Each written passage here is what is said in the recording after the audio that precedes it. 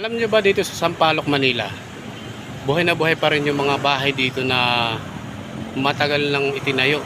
Siguro mga 1930s na bahay. Andito pa rin, nakatayo pa rin hanggang ngayon. Katulad nito mga bahay nito nasa likuran ko.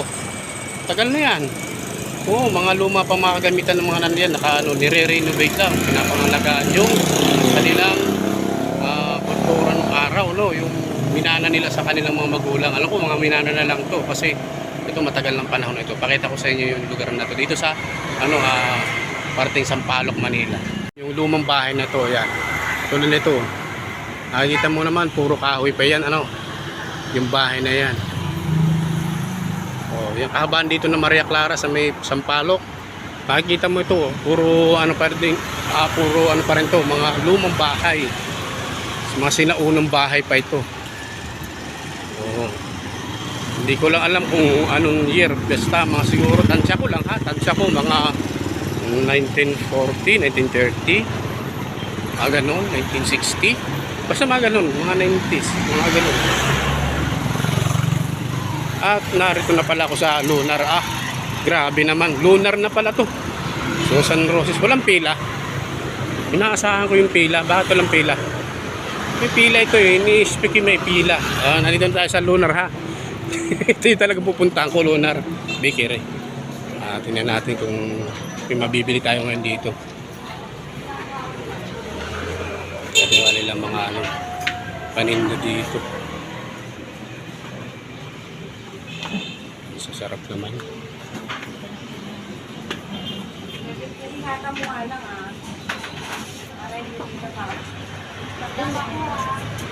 May sikat dito yung Spanish bread.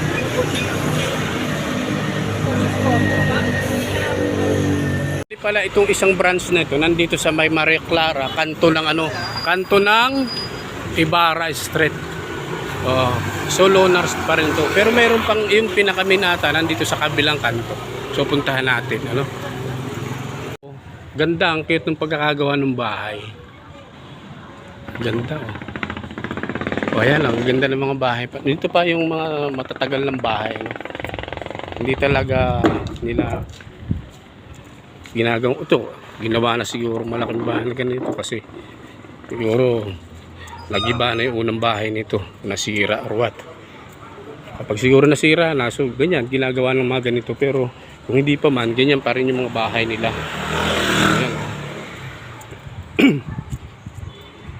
So siguro kung nasisira yung bahay na talagang dati, pinapagawa na lang na panibago, pero iba ng style. Yung masusunod na sila kung anong gusto nila, pero kung hindi, yung pa rin bahay nila ganun, lumang bahay pa rin, re-renovate na lang. Ito yung trending ngayon na Spanish bread na pinipilahan sa Lunar. Kanto lang ito na Simon, tapos sa Crisostom. Nakaraan daming pipila dito. Ba't ngayon walang pila? Tingnan natin yung kanilang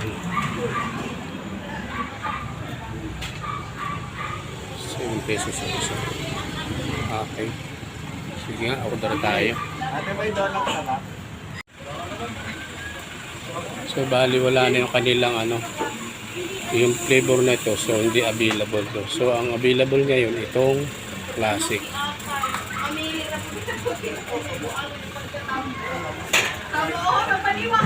Nandito na tayo sa Lunar at tayo may bibiniling 2 box na Spanish bread. Isang araw sana pupunta ako. Ngayon wala akong nadaan dito sa sa bakery na to. So dalawa pala itong pisto nila, May isa pa doon sa Ibarra Street, Maria Clara corner. Dito lang, malapit lang. Isang kanto lang dito. Pagbaba mo doon, ganun na kabilang side. Mayroon pa isa silang branch doon, ito yung kanila atang main. Ito yung binipilahan, nakita ko yung nakarang araw. So pinuntahan ko rin ngayon. Curious ako doon sa kanila, nagmi-milk, ewan ko lang kung nagmi-milk talaga yung nito, maglalaman natin mamaya, try nating kumain ng kanilang Spanish bread.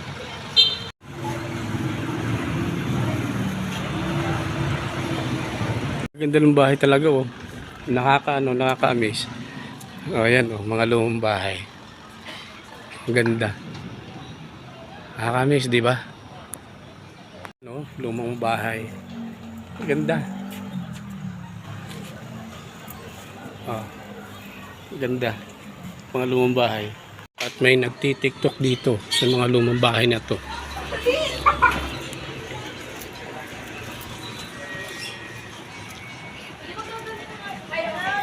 Ganda oh. So kapag nagigibanap, napagawa na nila ng ganun. Yung luma-luma na, no? Nire-renovate na, pinalalaki na lang yung ano. Patulad dito, oh. Makikita mo, halos ano na yung kahoy niya, oh. Oh. Bulok na pero naalagaan na lang sa pintura. So, alagang-alaga na lang ganun. Huwag lang masira.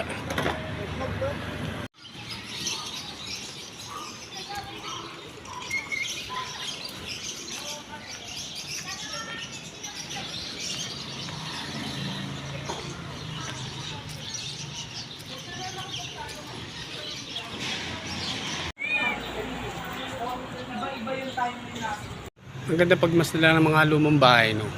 Parang kung imagine mo, parang bumalik sa panahon ng 70s, 60s, 50s. Parang gano'n. So, gano'n ang ginagawa nila pag na sobrang luma na, hindi na talaga pwedeng ano, renovate. Pinapagawa na ng panibagong bahay, mas magtibay na, simentado na.